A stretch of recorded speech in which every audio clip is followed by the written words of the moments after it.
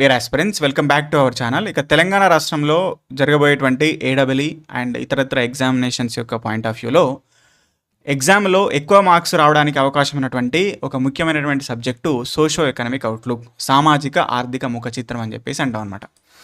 కాబట్టి దాన్ని సమగ్రంగా అర్థం చేసుకోవాలి ఆ సబ్జెక్ట్ని అంటే మనకు ఫస్ట్ ఆఫ్ ఆల్ ఎకానమీకి సంబంధించినటువంటి కొన్ని బేసిక్ టర్మ్స్ తెలియాలన్నమాట. కొన్ని ప్రాథమికమైనటువంటి అంశాలు మరియు పదాల మీద అవగాహన ఉంటేనే సోషో ఎకనామిక్ అవుట్లుక్ మంచిగా అర్థమవుతుంది. అయితే నెక్స్ట్ నేను ఆ సోషో ఎకనామిక్ అవుట్లుక్ గురించి వీడియో స్టార్ట్ చేయబోతున్నాను. ఆ నేపథ్యంలో దాన్ని సమగ్రంగా అర్థం చేసుకోవాలంటే కావాల్సినటువంటి బేసిక్స్ అన్నీ కూడా ఈ పర్టికులర్ వీడియోలో బైలింగ్వల్లో తెలుగు అండ్ ఇంగ్లీష్లో ఎక్స్ప్లెయిన్ చేసే ప్రయత్నం చేస్తా. కాబట్టి ఇక్కడ చూస్తే economy basic terms to understand the socio economic outlook. Okay, ఆర్థిక వ్యవస్థలో ఉన్నటువంటి కొన్ని ముఖ్యమైనటువంటి ప్రాథమిక పదాలు సామాజిక ఆర్థిక ముఖ చిత్రం అనే సబ్జెక్ట్ని అర్థం చేసుకోవడానికి ఏవైతే చెప్పాలో అవన్నీ గురించి చూస్తాం. ఈ వీడియోలో మైక్రో ఎకనామిక్స్ అసలు ఎకనామిక్స్ అంటే ఏంటిది, అదేవిధంగా ఇక్కడ ఉండేటువంటి నేషనల్ ఇన్కమ్, జాతీయ ఆదాయము, జీడిపి, జిఎన్పి, ఎన్డిపి, ఎన్ఎన్పి అనే దాని గురించి సమగ్రంగా అర్థం చేసుకుందాం. కాబట్టి ఫస్ట్ వచ్చేసి ఇక్కడ మైక్రో ఎకనామిక్స్ అని చెప్పేసి అన్నారు, దాన్ని తెలుగులో సూక్ష్మ అర్థశాస్త్రం అని చెప్పేసి అంటారు అనమాట. కాబట్టి సూక్ష్మ అర్థశాస్త్రం మైక్రో ఎకనామిక్స్ అంటే ఏంటి? ఇక్కడ డెఫినేషన్ చూస్తే the branch of economics that studies the behaviour and decisions of the individual economic units such as single consumer and single households and specific business firm or a particular industry and it looks okay how the small units will be allocated to their scarce resources అని చెప్పేసి అంటున్నారు అనమాట. కాబట్టి ఇక్కడ తెలుగులో చూడండి, ఒకే వినియోగదారుడు, ఒక కుటుంబము, ఒక నిర్దిష్ట వ్యాపార సంస్థ లేదా ప్రత్యేక పరిశ్రమ వంటి వ్యక్తిగత ఆర్థిక విభాగాల యొక్క ప్రవర్తన మరియు నిర్ణయాలను అధ్యయనం చేసే అర్థశాస్త్ర విభాగాన్ని ఇక్కడ సూక్ష్మ అర్థశాస్త్రం అని చెప్పేసి అంటారనమాట. ఓకే, కాబట్టి పరిమితంగా ఉన్నటువంటి వనరులను ఎట్లా ఈ చిన్న విభాగాలు ఉపయోగించుకుంటాయో ఇది వివరిస్తుందని చెప్పేసి ఇక్కడ చెప్తున్నారు. ఓకే, బ్రీఫ్గా చెప్తా. నేను ఫస్ట్ డెఫినేషన్ చూడండి అంతే. అయితే ప్రధాన అంశాలు ఇందులో ఏముంటాయి అంటే మైక్రో ఎకనామిక్స్లో ఏమేమి ఉంటాయి చూడండి. Product pricing, consumer demand, individual wages and market supply అని చెప్పేసి అన్నారు. అంటే వస్తువుల యొక్క ధర నిర్ణయము, వినియోగదారు డిమాండ్, వ్యక్తిగత వేతనాలు, మార్కెట్ సప్లై అని చెప్పేసి అంటారు. అంటే చూడండి, సూక్ష్మ అర్థశాస్త్రం అనేది సూక్ష్మంగా ఉండేది. సూక్ష్మం అంటే ఏంటిది? చిన్నది అనమాట. అంటే ఒక కుటుంబం గురించి, ఒక వ్యక్తి గురించి, ఒక వ్యాపార సంస్థ గురించి, ఒక పరిశ్రమ గురించి ఇది నడపబడుతుంది. ఫర్ ఎగ్జాంపుల్ నా ఇన్స్టిట్యూటు, నా కోచింగ్ ఇన్స్టిట్యూట్ నేను నడిపిస్తున్నా. నేను దాని గురించి అంటే ఒక బ్యాచ్ నేను స్టార్ట్ చేసినప్పుడు ఎంతమంది వ్యక్తులు జాయిన్ అయినరు, ఆస్పిరెంట్స్ ఎంతమంది జాయిన్ అయినరు, వాళ్ళు ఎన్ని డబ్బులు ఇచ్చిండ్రు, నాకు ఎంత ఖర్చు అవుతున్నది, నా ఇన్స్టిట్యూట్కి రెంట్ ఎంత అవుతున్నది, నా ఇన్స్టిట్యూట్ కరెంట్ బిల్ ఎంత వస్తున్నది, నేను ఎంత టైం స్పెండ్ చేస్తున్నా, ఇవన్నిటి గురించి అంటే ఒక విభాగం గురించి మాత్రమే, అంటే ఒక వ్యాపార సంస్థ గురించి కానీ వ్యక్తిగతంగా మన గురించి కానీ మనమే ఉన్నాం అనుకోండి, మనకు ఒక పర్సన్కి శాలరీ వస్తుంది. ఆయనకి ఎంత మరి వచ్చినటువంటి శాలరీ ఎంత ఖర్చు పోతుంది, ఎంత దాన్ని పొదుపు చేస్తున్నాడు, ఇవన్నిటి దాని గురించి ఒక వ్యక్తి గురించి సూక్ష్మంగా అర్థం చేసేటువంటి సబ్జెక్ట్ని ఇక్కడ మైక్రో ఎకనామిక్స్ అని చెప్పేసి అంటాం. అయితే చూడండి, ఫస్ట్ ఆఫ్ ఆల్ ఎకనామిక్స్ అంటే ఏంటి చూద్దాం. ఫస్ట్ అర్థశాస్త్రము అంటే ఏంటి? ఎకనామిక్స్ అంటే అర్థశాస్త్రము, ఎకానమీ ఆర్థిక వ్యవస్థ. అర్థశాస్త్రము ఆర్థిక వ్యవస్థ. చూడండి, అర్థశాస్త్రము, ఎకనామిక్స్ అంటే అర్థశాస్త్రం, ఎకానమీ అంటే ఆర్థిక వ్యవస్థ. మనం ఆర్థిక వ్యవస్థ గురించి అవుతాం, అర్థశాస్త్రం చదవం. అర్థశాస్త్రం అనేటువంటిది అంటే మన ఎగ్జామినేషన్ సిలబస్ పాయింట్ ఆఫ్ వ్యూలో మనకు ఉండేది ఆర్థిక వ్యవస్థనే. Economy, Indian economy, Telangana economy, ఆర్థిక వ్యవస్థ గురించి అవుతాం. మరి ఎకనామిక్స్ అంటే ఏంటి? It is a social science that studies how society managing this scarce resources makes choices to produce and distribute and consume the goods and services efficiently. చూడండి, పరిమితంగా ఉన్న వనరులను సమర్థంగా ఉపయోగించుకుంటూ అపరిమితమైనటువంటి మానవ కోరికలను తీర్చడానికి సమాజం ఎలాంటి ఎంపికలు చేస్తుందో, వస్తు సేవలను ఎలా ఉత్పత్తి, పంపిణీ, వినియోగం చేస్తుందో దాన్ని అధ్యయనం చేసేటువంటి శాస్త్రాన్ని ఇక్కడ అర్థశాస్త్రం అని చెప్పేసి అన్నారు. సింపుల్గా అండి, ఏం లేదు, మనము మానవులుగా ఈ భూమి మీద జన్మిస్తున్నాం. మనకు కోరికలు ఉంటున్నాయి, నిరంతరమైనటువంటి కోరికలు ఉంటున్నాయి మనకు. చిన్నప్పటి నుంచి స్టార్ట్ అవుతుంది. చిన్నప్పుడు బచ్చగాళ్ళ లెక్క ఉన్నప్పుడు మనం ప్రతిసారి మన ఇంటి పక్కన ఉన్న షాప్ వైపు చూస్తాం, చాక్లెట్ కొనుక్కోవాలనో లేకపోతే ఇంకేదో కొనుక్కోవాలని. స్కూల్కి వెళ్తే అంటే కొత్త పెన్నులు కావాలని, ఎరేజర్ కావాలని, స్కేల్ కావాలని చూస్తాం. ఇంకొంచెం పెద్ద పెరగానే మంచి బట్టలు వేసుకోవాలని తిరుగుతాం, వేరే ప్లేస్లోకి పోవాలని చూస్తాం. ఇంకొంచెం పెరగంగానే ఓకే ఇంకా మంచి జాబ్ రావాలని, ఆ తర్వాత మంచి పెళ్ళి కావాలని, పిల్లలు కావాలని, మంచి ఎకనామిక్ కారు కావాలని, బిల్డింగ్ కావాలని. కాబట్టి మానవ జీవితం అనేది అపరిమితంగా కోరికల యొక్క సమాహారం అనమాట. అయితే సమాజము ఎట్లా ఉండాలి? సమాజం అనేటువంటిది దాన్ని సాటిస్ఫై చేస్తుంది. అంటే మన కోరికలను ఓకే సమాజం అనేటువంటిది తీర్చడానికి ట్రై చేస్తుంది. మరి సమాజం తీర్చేటటువంటి ఆ ప్రయత్నంలో ఓకే మనకేమవసరం అంటే వస్తు సేవలు. అంటే ఇప్పుడు నీ కోరిక దేనికి సంబంధించింది? అయితే వస్తువు లేకపోతే సేవ. ఓకే సో వస్తువు ఒక వస్తువు, మనం ఒక కారు కొంటున్నాం, ఏదైనా వేరేది కొనుక్కుంటున్నాం. ఓకే ఒక వస్తువు కొంటున్నాం, అది వస్తువు సంబంధించి ఒక బిల్డింగ్, మన ఇల్లు, ఇదంతా వస్తువు అనమాట. సేవ ఓకే సో మన సేవకు కొన్ని సేవలు తీసుకుంటాం మనం. ఓకే వస్తు సేవలు అంటే మొత్తం మన కోరికలంతా కూడా వస్తు సేవలకు సంబంధించినవే. కాబట్టి వాటి యొక్క ఉత్పత్తి సమాజంలో ఎట్లా జరుగుతుంది, సొసైటీలో పంపిణీ ఏ విధంగా జరుగుతుంది, వినియోగం ఏ విధంగా జరుగుతుందో ఈ కంప్లీట్ అధ్యయనం అంతా కూడా అర్థశాస్త్రం అని చెప్పబడుతుంది. కాబట్టి అర్థశాస్త్రంలో ఉండేది ఏంటంటే అర్థశాస్త్రంలో ఉండేది ఓకే సో అర్థశాస్త్రంలో ఉండేది ఇక్కడ చూడొచ్చు మనం. 1 సెకండ్ సారీ అర్థశాస్త్రంలో ఉండేది ఏం ఉత్పత్తి చేయాలి. 1 సెకండ్ సారీ ఓకే అర్థశాస్త్రం ఉండేది ఏం ఉత్పత్తి చేయాలి, ఎలా ఉత్పత్తి చేయాలి, ఎవరి కోసం ఉత్పత్తి చేయాలి. ఓకే ఈ 3 అంశాలు ఉంటాయన్నమాట. What to produce, how to produce and whom to produce. Okay ఈ మూడింటిని అర్థశాస్త్రం వివరిస్తుందని చెప్పేసి చెప్తున్నారు. కాబట్టి ఆ రకంగా మనం సూక్ష్మ అర్థశాస్త్రం అనేటువంటి సంబంధిత సబ్జెక్ట్ గురించి మాట్లాడినప్పుడు ఆ సబ్జెక్ట్ అనేది దేని గురించి మాట్లాడుతుంది? ఒక ఇండివిజువల్ పర్సన్ గురించి మాట్లాడుతుంది, ఒక వ్యవస్థ గురించి మాట్లాడుతుంది అనమాట, ఒక బిజినెస్ ఫామ్ గురించి మాట్లాడుతుంది. ఓకే రైట్, అది సూక్ష్మ అర్థశాస్త్రం మరియు అర్థశాస్త్రం. మరి మ్యాక్రో ఎకనామిక్స్, స్థూల అర్థశాస్త్రం అంటే ఏంటిది? ఓకే డెఫినేషన్ చూడండి.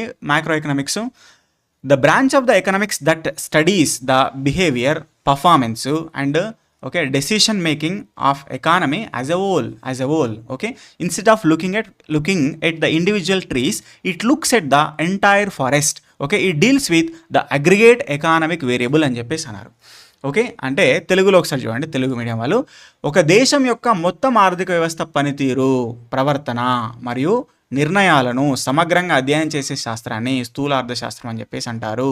ఇది విడివిడి అంశాలను కాకుండా దేశవ్యాప్తంగా ఉన్నటువంటి మొత్తం ఆర్థిక చలరాశులను, మొత్తం అగ్రిగేట్స్ గురించి లెక్కిస్తుంది అనమాట. ఎగ్జాంపుల్ ఏంటి?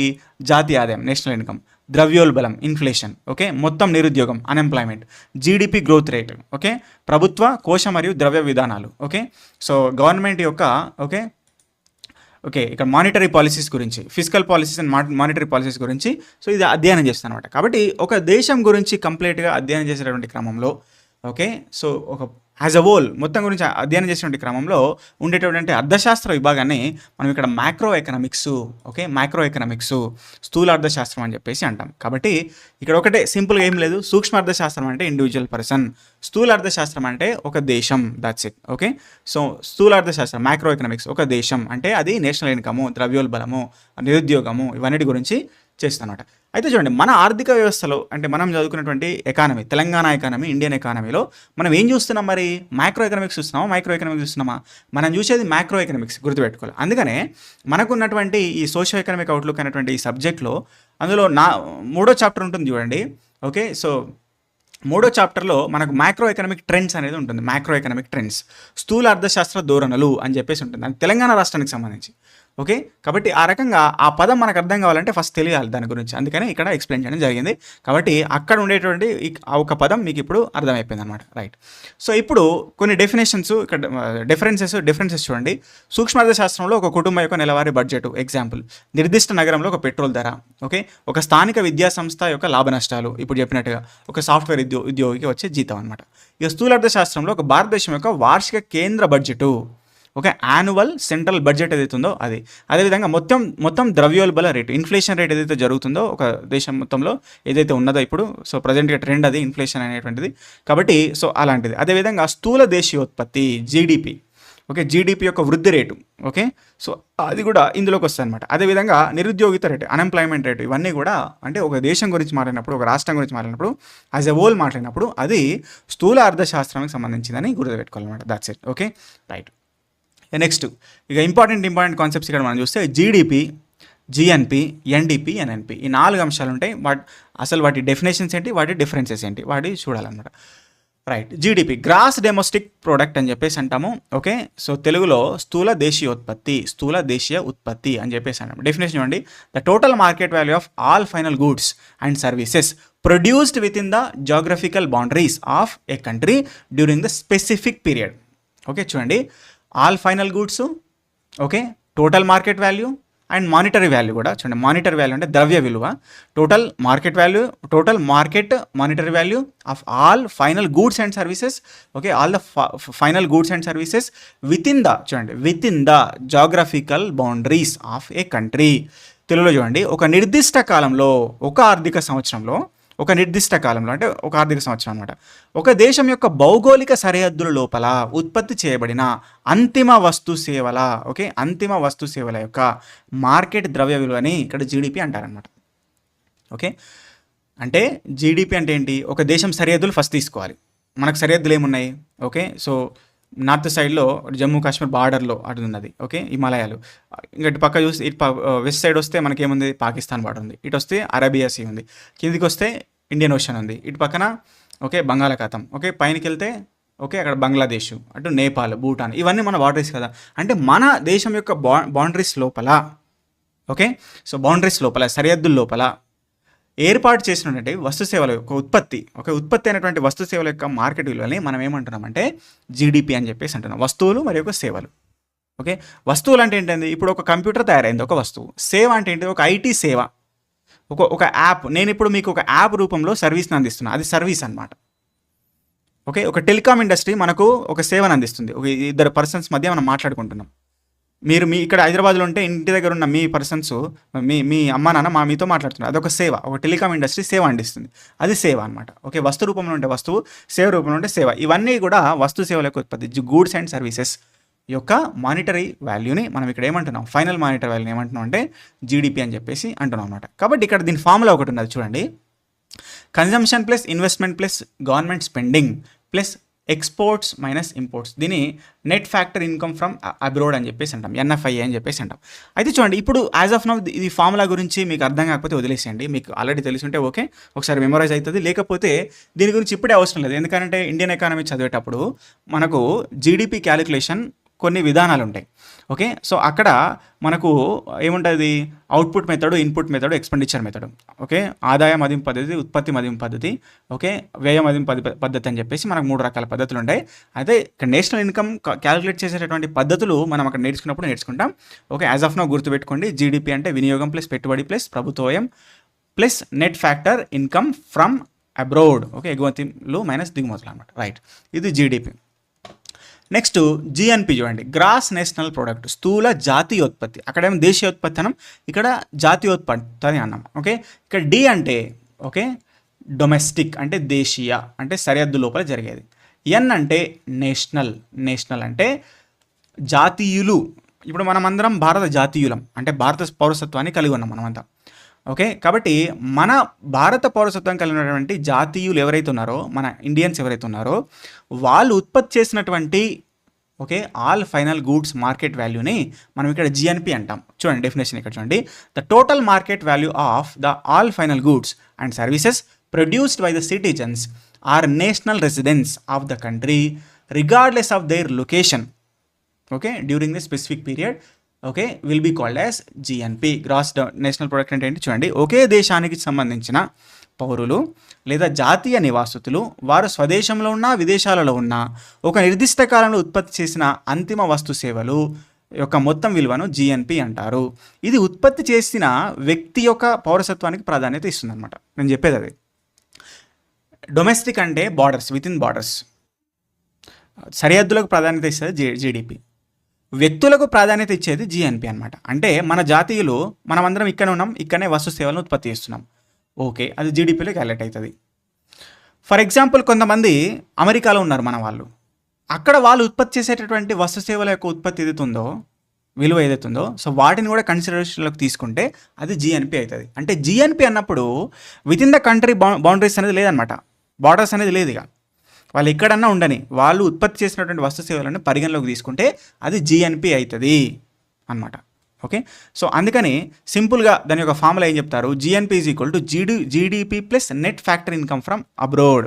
అంటే ఏంటి, income end by the citizens, okay, citizens of abroad by income end by the foreign national inside the country అనమాట. అంటే ఫర్ ఎగ్జాంపుల్ ఇది మనం ఇండియా, ఇది యుఎస్ఏ, ఇక్కడ మన వాళ్ళు ఉత్పత్తి చేస్తున్నారు.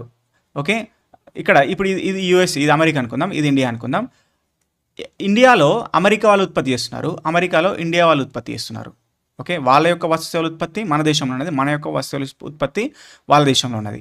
అయితే వాళ్ళు ఎంత చేసిర్రు, మనం ఎంత చేసిర్రు, మొత్తం వాటిని డిఫరెన్స్ తీసుకుంటాం మనం. ఓకే, అంటే net factory income from abroad అంటే ఏంటిది, total Indian products minus American products, లేదా total American products minus Indian products, అంటే అమెరికన్స్ ఉత్పత్తి చేసినవి మైనస్ ఇండియన్ ఉత్పత్తి చేసినవి, మొత్తం దాన్ని ఒక నెట్ ఫ్యాక్టర్ అనమాట తీసుకుంటే, దాన్ని జీడిపికి కలిపితే అప్పుడు ఏమొస్తుంది అంటే జిఎన్పి వస్తుంది అనమాట, స్థూల జాతీయ ఉత్పత్తి వస్తుంది. అంటే స్థూల జాతీయ ఉత్పత్తి అనేటువంటిది వ్యక్తుల గురించి మాట్లాడుతున్నది. ఓకే, మన దేశం వాళ్ళు ఏ దేశంలో ఉన్నా సరే వాళ్ళ యొక్క వస్తు సేవల ఉత్పత్తిని మనం పరిగణలోకి తీసుకుంటాం. వేరే దేశాల వాళ్ళు మన దేశంలో ఉంటే వాళ్ళ ఉత్పత్తిని తీసేస్తాం అనమాట. ఓకే, అంటే వ్యక్తులకు మాత్రమే ప్రాధాన్యత, పౌరసత్వానికి ప్రాధాన్యత ఇస్తుంది, సిటిజన్షిప్కి ప్రాధాన్యత ఇస్తుంది అని చెప్తున్నాం క్లియర్గా, రైట్. సో అది గుర్తుపెట్టుకోండి, రైట్. ఇక next NDP, net domestic product. Definition వచ్చేసి the net value of the goods and services produced within the countries border after accounting depreciation అంటే తరుగుదల. చూడండి, ఇక్కడ ఒక దేశ సరిహద్దు లోపల జరిగిన మొత్తం ఉత్పత్తి జీడిపి ఉత్పత్తి నుండి తరుగుదలను తీసివేసిన తర్వాత వచ్చే నికర విలువను ఎన్డిపి అంటారు. చూడండి, జీడిపి ఉంది సార్, ఓకే, అందులో నుంచి డిప్రిసియేషన్ తీసేయాలి. డిప్రిసియేషన్ అంటే తరుగుదల తీసేయాలి. చూడండి, ఇప్పుడు నేను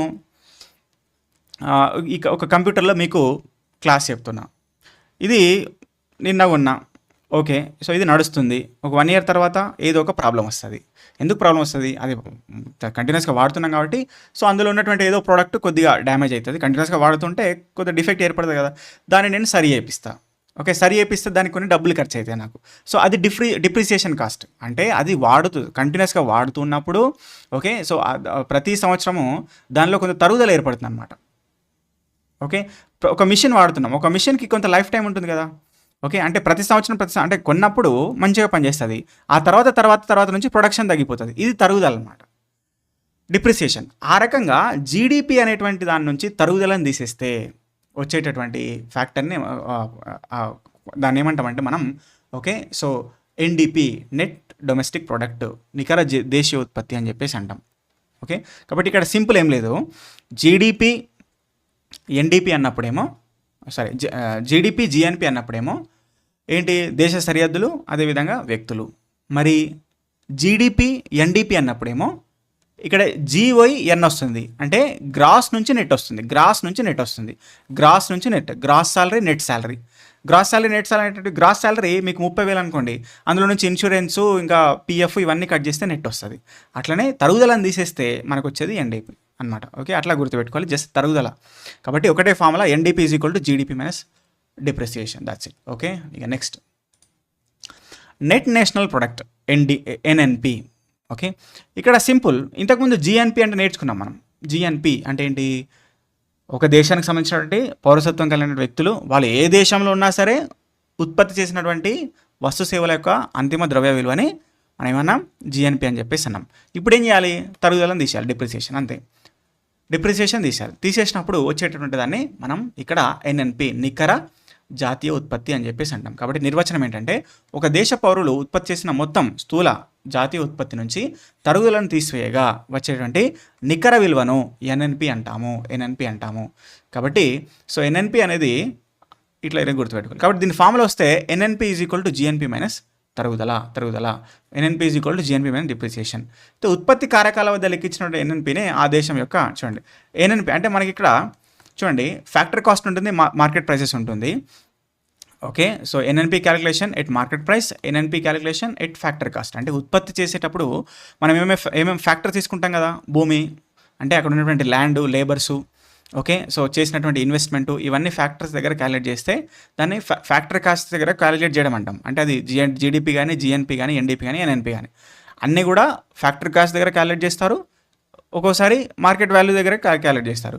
అయితే ఎన్ఎన్పి అనే దాన్ని తీసుకొని దాని ఫ్యాక్టరీ కాస్ట్ దగ్గర లెక్కిస్తే ఫ్యాక్టరీ కాస్ట్ ఎఫ్సి దగ్గర లెక్కిస్తే దాన్నే జాతీయ ఆదాయం అంటాం. నేషనల్ ఇన్కమ్ అనేటువంటి దాని గురించి డెఫినేషన్ చెప్తున్నారు. నేషనల్ ఇన్కమ్ అంటే ఏంటిదంటే, నేషనల్ ఇన్కమ్ అంటే బ్రాడ్గా ఏంటంటే ఒక దేశం యొక్క జాతీయుల చేత, ఒక దేశంలో ఉన్నటువంటి పౌరసత్వం కలిగినటువంటి వ్యక్తుల చేత ఉత్పత్తి చేయబడినటువంటి ఓకే ఏదైతే ఉన్నదో, సో వస్తువుల యొక్క ఉత్పత్తి, అంతిమ ద్రవ్య విలువ ఏదైతే ఉన్నదో అది తీసుకొని దానిలో నుంచి తరుగుదల తీసేసి, అంటే జిఎన్పి మనం తీస్తున్నాం, దాని నుంచి తరుగుదల తీసేస్తున్నాం, డిప్రిసియేషన్ తీసేస్తున్నాం, అప్పుడు మనకి ఏమొస్తుంది, ఎన్ఎన్పి వస్తుంది.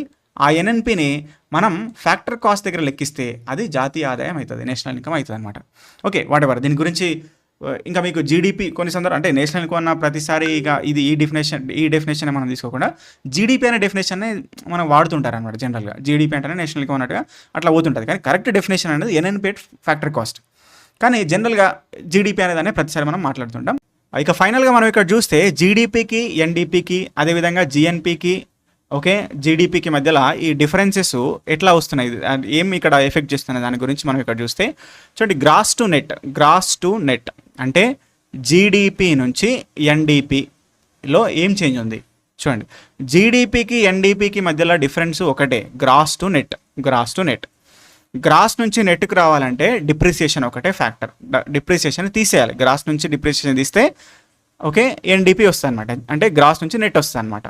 కాబట్టి స్థూల నుంచి నికరాకి మారేది ఏంటి, ఓన్లీ డిప్రిసియేషన్, తరుగుదల ఒకటే అనమాట, ఇక్కడ తరుగుదల అంతే. కాబట్టి ఏం చేయాలి, అదే remove the cost of asset wear and tear అంటే తరుగుదల. ఇప్పుడు చెప్పినట్టుగా ఒక కంప్యూటరు వాడుతూ ఉన్నా, ఓకే సో ప్రతి సంవత్సరం అది కొంత పాడవుతుంది, దానికోసం మంచిగా చేపిస్తున్నా, ఆ మంచిగా చేయడానికి నేను పెట్టినటువంటి ఖర్చు ఏదవుతుందో అది తరుగుదల కింద వేసుకోవచ్చు అనమాట, రైట్. ఆ రకంగా ప్రతి మిషన్ కూడా ప్రతి సంవత్సరం కొంత ప్రొడక్షన్ తగ్గిస్తూ ఉంటుంది, సో అది మనం కన్సిడర్ చేయొచ్చు అనమాట, రైట్.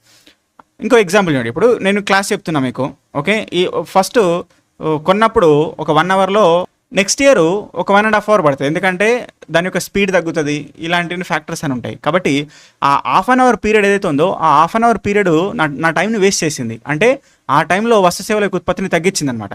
ఆ తగ్గించినటువంటి వస్తు సేవల యొక్క ఉత్పత్తి, గూడ్స్ అండ్ సర్వీసెస్ యొక్క ఉత్పత్తి తగ్గినటువంటి వాల్యూ ఏదైతుందో అది కూడా తరుగుదల అనుకోవచ్చు, అట్లా కూడా అర్థం చేసుకోవచ్చు.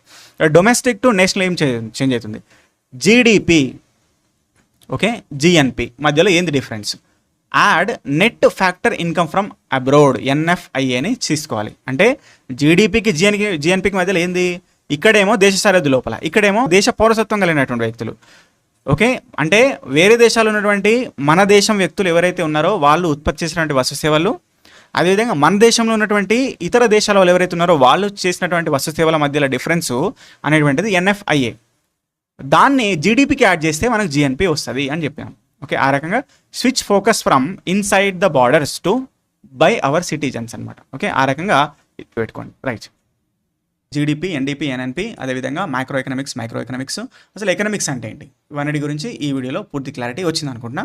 ఇంకా next advance estimates, revised estimates అంటే ఏంటిది, అసలు బడ్జెట్ ఎప్పుడు ప్రకటిస్తారు, ఎప్పుడు అసలు ఈ రివైజ్డ్ అడ్వాన్స్ ఎస్టిమేట్స్ అనే దానికి అవసరం ఎందుకు వస్తుంది అనే గురించి నెక్స్ట్ వీడియోలో బ్రీఫ్గా ఎక్స్ప్లెయిన్ చేసే ప్రయత్నం చేస్తాను. కాబట్టి వీడియోని లైక్ చేయండి, మీ ఫ్రెండ్స్కి షేర్ చేయండి, సో ఛానల్ సబ్స్క్రైబ్ చేసుకోండి. Thank you.